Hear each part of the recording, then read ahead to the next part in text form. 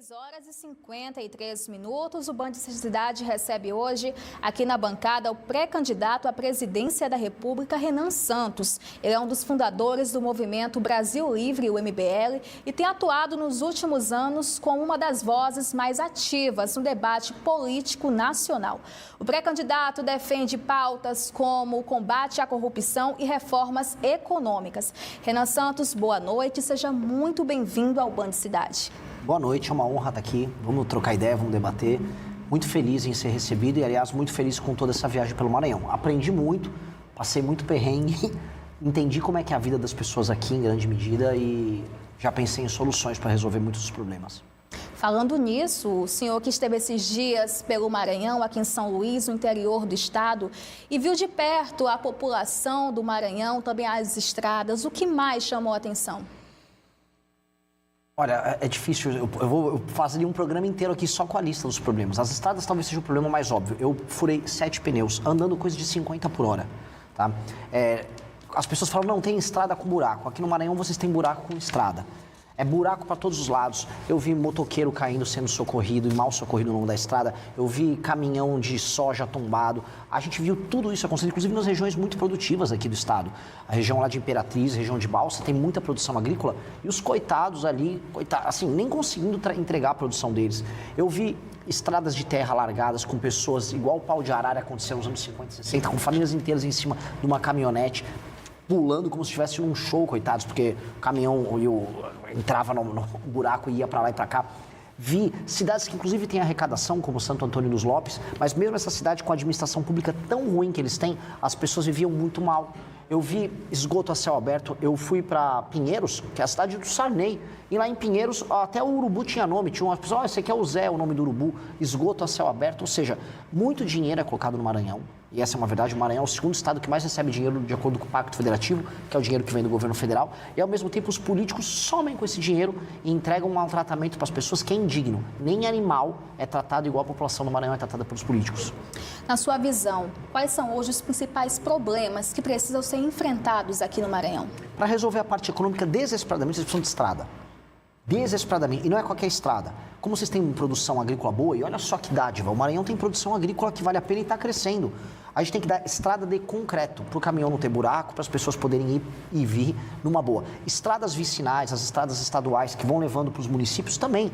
Sabe, é só comprar e não superfaturar o orçamento do asfalto, como fazem, que você vai ter um asfalto simples, a pessoa vai poder entregar a produção dela aqui e ali, vai poder circular de uma cidade a outra de maneira livre. Isso é uma das coisas. A segunda coisa, brecar o avanço do crime organizado. A gente está falando aqui de um dos 10 estados mais inseguros do Brasil, que é o caso do Maranhão, com um dos piores índices que envolvem homicídios e roubos de celular e roubos de bens pessoais das pessoas. Está todo mundo com medo. Feminicídio subiu no Maranhão também. E a terceira coisa que é muito importante a gente colocar aqui, o Maranhão apresenta uma taxa de analfabetismo próxima dos 15%.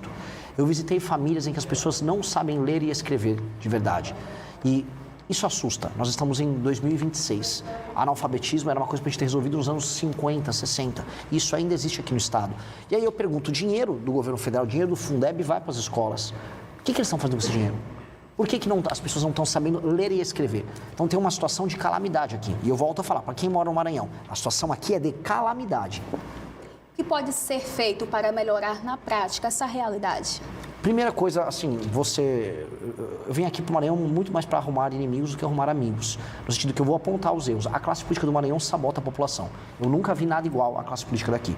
Então, uma das coisas que nós podemos fazer é ter quadros novos na política que não tenham rabo preso com ninguém, que estejam dispostos a trabalhar por desempenho. Ou seja, se não melhorar a saúde, a educação e a segurança e a infraestrutura aqui do estado, essa pessoa não pode sequer ter direitos políticos. Eu vou, como presidente da República, passar a lei. Vai funcionar assim. Prefeito que não entregar melhoria na saúde, segurança, educação e infraestrutura não pode concorrer na eleição seguinte. Fica inelegível. Aí, se ele quer chamar o Wesley Safadão para fazer show, igual tentaram fazer em Santo Inês, se ele quer comprar voto, aí não vai poder, porque ele vai estar inelegível. Então, eu vou acabar com essa farra. Outra coisa que eu vou fazer, eu vou fundir município. Tem mais de 200 municípios. Aqui tem 217 municípios no Maranhão. Eu vou fazer ter menos de 100 municípios. Vamos juntar os municípios, ter uma administração só, para deixar desempregado esse monte de vereador, os babão dos vereadores que são colocados dentro da máquina pública e com base nisso a gente racionalizar, fazer entregas boas para as pessoas. Isso é, assim, a primeira coisa que tem que fazer e o governo federal tem que atuar ajudando nisso. A classe política daqui, eu volto a repetir, eu estou rodando o Brasil todo, eu nunca vi uma classe política tão absurda quanto a do Maranhão. Esses caras são piores do que uma bomba atômica. Você fala assim, Renan, você prefere pegar ebola, você pode preferir ser atropelado por uma carreta ou ser administrado por um político do Maranhão. Eu prefiro pegar a ebola e ser atropelado por uma carreta. Eu nunca vi uma coisa tão ruim quanto os políticos daqui. Pré-candidato, falando nisso, hoje mais cedo o senhor esteve no bairro Coroadinho, aqui em São Luís, e uma fala sua chamou a atenção. Vamos acompanhar. Pessoal, o Pedrinho me trouxe para gravar em Coroadinho, uma favela aqui em São Luís do Maranhão. E é uma filial do inferno, tá? A quantidade de cachorro morto que tem aqui, no meio da rua, cara. Eu vi 3 cadáveres de cachorro. Um lugar tomado pelo crime. Cara, isso aqui é uma filial do inferno. Isso aqui é uma filial do inferno. Após esse vídeo que gerou uma grande repercussão aqui no Maranhão, uma página que se diz representar os moradores do bairro Coroadinho divulgou uma nota de repúdio, afirmando que as declarações foram desrespeitosas e que a comunidade não aceita ser usada como palco político. Como o senhor vê essa situação? Eu acho muito humilhante para essa comunidade ser representada por um tipo de associação que ela própria faz durante o período eleitoral. Abertura de espaço para político malandro e político vagabundo que compra voto nessa comunidade e mantém o que eu disse, esgoto a céu aberto, lixo jogado no chão, pessoas, eu tenho imagem de tudo, pessoas catando lixo e lavando a mão no esgoto ali, restos de cachorro que morreu sendo jogado no meio da rua, 5 facções disputando espaço ali, não é uma, não é duas, são 5 facções. Se isso não é uma filial do inferno, eu já não sei mais o que é. Essas pessoas, associações, influencers, eles querem fazer o morador dessa região crer que isso é normal e que essa pessoa tem que ter orgulho. Tenho orgulho de viver controlado pelo tráfico, tenho orgulho de andar sobre o esgoto, eu tenho orgulho de não ter título de propriedade, eu tenho orgulho de ter um analfabetismo graçante, andando para lá e para cá. Eu tenho orgulho, a taxa de homicídios nessa região, Coroadinho, em 2014 foi de 80 homicídios a cada 100 mil habitantes. Isso é 10 vezes a taxa de homicídio na Ucrânia, que está em guerra. E essas pessoas querem que isso seja normal. Eu acho um absurdo, mantenho que é um absurdo, e se for presidente da República, eu vou transformar isso em bairro. Um bairro. Eu não vou manter aquilo como favela. Mas eu tenho orgulho de que é uma favela. Você está errado. A população nem sempre está certa. A população, às vezes, compra orgulhos de coisas erradas. Ninguém tem que ter orgulho do que eu vi ali. Ninguém tem que ter orgulho do lado de um ponto de ônibus em que criança pega ônibus para ir para a escola, tem 5 cadáveres de cachorro morto e um homem estava trazendo uma sacola, um outro cachorro morto para jogar ali. Ninguém tem que ter orgulho disso. A gente não tem que ter orgulho do errado. E no Brasil tem um discurso coitadista, a gente tem que ter orgulho do errado. Não, mas ele ali é a nossa favela. Tá errado, ninguém tem que morar em favela. Mais de 30% da população de São Luís mora em favela e o prefeito aqui da cidade ainda quer concorrer para governador. Esse homem tinha que ter vergonha na cara. Aí vem esses influencers querem reclamar, reclamem o quanto quiser. Eu vou me tornar presidente da República e eu vou acabar com as favelas no Brasil. E vou acabar com favela no Coroadinho. Vocês vão morar em bairro decente, em casa decente, sem crime organizado. Eu vou matar os bandidos, todas as lideranças do crime organizado, o bonde dos 40, eu vou dar um nome aqui, bonde dos 40, eu vou matar vocês. E eu vou fazer o que precisa ser feito. Ninguém tem que ter medo de dar nome às coisas como precisa ser dito. Assim como eu vou destruir o crime organizado, favela tem que virar bairro. Favela não tem que ser objeto de orgulho, tem que ser objeto de obra, de reforma. Falando nisso, o senhor acha que o governo do Maranhão está no caminho certo ou estagnou? Não, não está no caminho certo. O estado do Maranhão precisa de uma intervenção urgente. O atual governador, eu não sei o que ele está fazendo na vida. Eu estou vendo as estradas no sul do estado. Como é que o cara pode ser um governador? Igual eu falei agora, eu falei do prefeito, né? O Braide, ele quer ser governador. Eu fui olhar ali, esse bairro Coroadinho, uma favela, tudo largado no chão. Como é que um cara que larga o lixo todo, não tem uma coleta decente ali, quer ser candidato a governador? Ao mesmo tempo, o Brandão quer fazer sucessor, foi olhar as estradas. Um homem desse não tem condições morais de ser candidato a nada. Um cara que tem, no meio de uma estrada, uma cratera em que as pessoas caem dentro da cratera. Eu vi motociclista contando história, ele caiu inteiro dentro, cabia a moto dele e ele inteiro dentro da cratera. E aí o governador, não, eu tenho um plano, vou eleger meu sucessor, aí faz aquelas danças, chama cantor. O que é isso? Todos esses caras tinham que ser interditados. Essas pessoas não têm condições, não é nem intelectuais, elas não têm condições morais de ser governador de nada. Esse Brandão é uma vergonha. Eu volto a colocar para todo mundo que está nos assistindo, existe uma coisa que chama o mito da caverna do Platão, que é assim, quando você está vendo só uma coisa, você acha que o mundo é isso. Todo mundo no Maranhão olha para a realidade no Maranhão e acha, é normal ter um cachorro morto do meu lado, no meio da rua, é normal ter tanto buraco assim. Não é normal. Eu falo isso para você que mora aqui. Não é normal. Não aceite isso. Outros lugares do Brasil, até mais pobres do que o Maranhão, se vive melhor do que aqui. Vocês são roubados pelos seus políticos aqui. Isso é inaceitável. Avalia o atual cenário político do Brasil. É triste, né? É triste. O cenário político do Brasil é o maior escândalo de corrupção da nossa história, que é o escândalo do Banco Master, pegando gente de todos os lados. Descobriram agora que o Caiado, pré-candidato a presidente, inclusive um cara que eu admiro, participou comigo do impeachment da Dilma, agora ele também recebeu o Vorcaro e foi convencido pelo Vorcaro a mudar de certas posições. Falamos do escândalo do INSS, que envolve boa parte da classe política, inclusive a família do atual presidente da República, o Lula. Aí a gente olha os dados e os indicadores do Brasil, o Brasil vai para uma crise que ele vai quebrar nos próximos 2 anos se nada for feito. Segurança pública, o crime organizado tomando todos os estados, especialmente do Nordeste. Rankings internacionais de educação, o Brasil caindo pelas tabelas, desempenho horroroso. Então nós estamos muito mal, o cenário político é muito ruim. E aí o que as eleições têm? As eleições nos mostram Lula concorrendo para a reeleição, graças a Deus as pessoas despertando, e eu estou rodando no Nordeste, e eu estou vendo aqui no Nordeste as pessoas despertando para o problema que é o lulismo, o fato que eles não têm nada a entregar. Flávio Bolsonaro, que é membro de uma família que é envolvida em escândalos de corrupção, ele próprio é envolvido em escândalos de corrupção, é um homem muito problemático, um péssimo parlamentar, preguiçoso, não sabe votar. Toda vez que vota errado, ele fala que não leu, que se esqueceu ou que apertou o botão errado. Votou agora numa agenda completamente contrária dos eleitores dele e estava negociando agora a nomeação do Messias, que é o Bessias, que é um aliado do Lula para o STF. Ou seja, os nomes são muito ruins, infelizmente. Então, o cenário do Brasil é se ficar o bicho come, se correr o bicho pega. Só que tem a gente para enfrentar o bicho. E eu estou rodando o Brasil para despertar as pessoas para esse problema que nós estamos vivendo. Falando em despertar, o senhor acha que ainda a população brasileira está muito presa ainda ao lulismo, ao bolsonarismo? Em parte, sim. Em parte, sim. Porque em qualquer lugar do mundo, você trabalha com o fla-flu, que a gente chama, né? Você tem um ou é o outro. E é fácil pensar com essas categorias. A gente vai ver até em livros religiosos, tem Deus e tem o diabo, sabe? Tem Jesus, tem Lúcifer. Você tem esse dualismo. E esse dualismo não tem que existir. O dualismo não tem que existir, primeiro porque o diabo não tem que ocupar espaço em nada. E o que eu falo para as pessoas é, de um lado você tem o capeta, que é Lula, e do outro você tem o Judas, que é o Flávio Bolsonaro, que é a família que trai as pessoas. Então nós temos que ter um outro caminho. E não é nem terceira via, é a única via. Quais são os problemas do Brasil, independente se você é de esquerda ou de direita. O que nós temos que resolver para ter estrada que funciona, para ter moradia, para acabar com as favelas, para fazer a economia crescer, para fazer as pessoas saírem do Bolsa Família. Eu não quero, assim, uma das coisas que rolam muito, mas é assim, não, um monte de gente na minha cidade está com o Bolsa Família. Eu não quero que as pessoas estejam no Bolsa Família. Falo olhando para a câmera. Eu vou diminuir o número de pessoas no Bolsa Família. Aqui no Maranhão, marmanjo que está ganhando Bolsa Família com 25, 26 anos, achando que é legal, só que vai fazer um bico, vou botar você para trabalhar, vai ralar, vai ter frente de trabalho na tua cidade, papo reto, entendeu? E vamos fazer a atividade econômica crescer. Aqui no Maranhão, uma dica para as pessoas, o maior ICMS do Brasil, que é o Imposto de Circular Mercadoria e Serviço, é o mais alto do Brasil. Como é que um estado tão pobre como o Maranhão cobra o maior imposto e não entrega nada com esse imposto? Uma das piores educações, uma das piores sistemas de segurança que a gente tem no Brasil está no Maranhão e ainda cobra imposto tão alto. Então, o que eu falo para todo mundo é, se a gente focar no problema, chutar os ladrões que tem no meio do caminho, a solução está aqui. Tanto que o próprio Maranhão, o Maranhão está fácil, tá?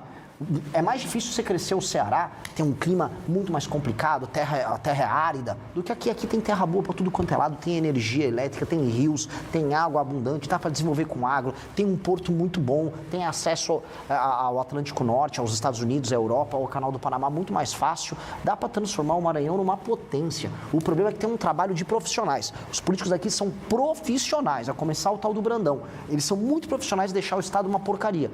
E aí as pessoas não acordam. Eu estou aqui para despertar. Minha missão, o nome do partido nosso é missão, é despertar as pessoas. Se elas me elegerem para presidente da República, eu vou fazer uma revolução, eu vou tornar o Brasil um país sério. Só que se minha candidatura já servir para acordar as pessoas, é algo incrível. Eu fico até mais feliz se a gente despertar as pessoas. Preciso que elas despertem para o problema. Já a gente volta a falar do partido Missão, mas o senhor fala muito em fundir os municípios. Como é que isso funcionaria na prática? É alterar 2 artigos da Constituição e permitir que o governo federal faça um plano que pegue municípios pequenos que não se sustentam. Como é que funciona quem está assistindo em casa? Tem vários municípios que têm 5, 10, 15, 20 mil habitantes. Esses municípios, se eles estiverem gerando renda, por exemplo, tem muitas empresas e eles pagam as próprias contas e os indicadores de saúde, educação, saneamento básico estiverem bem atendidos, o município pequeno pode existir, não tem nenhum problema. Agora, se o município é sustentado com o dinheiro do governo federal, ele não gera riqueza e a população é maltratada, aí eu vou juntar eles, 1, 2, 3, 4, 5 municípios, transforma num município só, demite esse monte de vereador, os famosos babões de político, demite os babões que tem lá na prefeitura, que trabalham de mentira, de assessor, demite os demais prefeitos, tem um só prefeito e só 9 vereadores. E eles não vão trabalhar simples, com a regra que eu estou chamando da reforma administrativa com lei de responsabilidade gerencial. O que nós vamos fazer é, esse prefeito assume, só que ele tem uma série de metas e indicadores para cumprir. Se você tem só 10% de saneamento básico ou de fornecimento de água, vai ter que subir para no mínimo 30% no mandato dele em 4 anos. Se não subiu para 30%, se não melhorou os índices de educação, se melhorou a fila nas UBSs, ele fica inelegível, ele não pode concorrer na eleição seguinte. Ah, não, mas e se ele for popular porque ele fez um show do Safadão? Primeiro que eu não vou deixar ele fazer um show do Safadão, não vai poder comprar voto de ninguém. Segundo, se ele for tentar comprar o voto das pessoas, eu vou prender a pessoa que está vendendo voto e vou prender o político que estiver comprando voto. E terceiro, que ele vai estar inelegível. Agora, se ele cumpriu a meta, se foi um bom prefeito, melhorou o saneamento básico, melhorou a educação, melhorou a segurança, fez empresas se instalarem ali, o município começou a esquentar, a economia cresceu, as pessoas estão com emprego, estão comprando uma moto, estão comprando um carro, estão fazendo uma casa, a vida começou a melhorar, o cara vai poder fazer o show do Safadão no município dele numa boa, tá? Eu vou querer ver a população daquele lugar feliz, ele vai poder concorrer à reeleição e o partido dele ainda ganha fundo partidário eleitoral como prêmio porque ele foi um bom prefeito. Então a gente tem que bater no político que não presta, no prefeito, mas se o político que presta, a gente tem que premiar. Essa é a regra que a gente vai fazer. Fazendo isso e fundindo o município, a administração aqui vai melhorar tanto. Mas eu te falo, tanto, que vocês vão dar um salto. O Maranhão vai começar a crescer 10% ao ano, 10 a 15% ao ano, até começar a pegar o ritmo de ser um dos maiores estados do Nordeste, que é o que ele tem que ser. Agora falando do Partido Missão, que ele surge como uma alternativa no cenário nacional, o que diferencia o Partido Missão dos demais partidos? Começar pelo nome, né? Todo mundo que acompanha partido político no Brasil vê que é uma sopa de letrinha. PSB, Partido Socialista Brasileiro, PMDB, Partido da Mobilização Democrática. Ninguém sabe o que significa isso aí. E missão significa o seguinte, o que significa quando você está numa missão? Você tem uma ideia, um plano e você tem um período de tempo para implementar. Isso se torna uma missão. A missão, como o nome do partido, significa que nós somos um grupo de pessoas que tem um senso de urgência. O que é urgência? Eu preciso, enquanto eu estiver vivo, nos próximos 30 anos, fazer o Brasil virar um dos 5 maiores países do mundo. Essa é a nossa missão. Eu quero que daqui 30 anos o meu país esteja junto com China, Rússia, Estados Unidos e Índia, mandando no mundo. Mandando foguete para o espaço aqui da base de Alcântara, no Maranhão, tendo alta tecnologia, produzindo inteligência artificial, tendo forças armadas poderosas, destruindo o crime organizado, sendo influente. Essa é a missão. Então, o meu partido surgiu para cumprir isso. E aí a gente fez uma lista de políticas que a gente tem que implementar para fazer isso, publicamos isso em livros e montando o partido. E minha pré-candidatura hoje é para isso. Então, quando os outros ficam lá com blá, blá, blá, eu gosto muito do Lula, o Bolsonaro tem lindos olhos verdes, eu tenho um plano, eu quero implementar, eu estou com pressa, eu preciso fazer meu plano ser implementado rápido. Por isso que eu já sou pré-candidato a presidente. É um senso de missão, um senso de urgência. Falando em partidos, o senhor fez uma crítica ao PSOL. Qual foi o principal ponto dessa crítica? Puxa, eu faço tantas críticas ao PSOL. Então, o primeiro problema do PSOL, por que o PSOL existe? O PSOL é um partido de sabotagem à soberania nacional. Se for a última crítica que eu fiz recente a ele, é porque o PSOL, veja só o absurdo, ele entrou no STF, junto com um monte de ONG que recebe dinheiro dos nossos concorrentes da Europa, para impedir que a Ferrogrão, que é uma ferrovia que escoa a produção de soja do Brasil, do agro, especialmente no Mato Grosso, termine. Eles não querem que a gente tenha uma obra para, em vez do caminhoneiro ficar cansado na estrada entregando a mesma produção sempre, uma ferrovia atenda a produção do Brasil, fazendo que sobre mais divisas, entre dinheiro no Brasil, a gente possa fazer mais políticas sociais. O PSOL não quer, porque o PSOL trabalha a serviço dessas ONGs americanas, alemãs, norueguesas, que não querem que o Brasil tenha um agro forte, porque eles estão protegendo o agricultor deles. Isso está acontecendo aqui no Maranhão agora. O ICMBio quer pegar toda a área perto do Porto de Itaqui, quer interditar porque tem que ter 20 pescadores ali. Então você tem que ter 20 pescadores funcionando, que nem existem mais pescadores, ninguém está pescando ali. É uma não economia. Aliás, ninguém quer no século XXI que as pessoas fiquem vivendo de pesca de subsistência.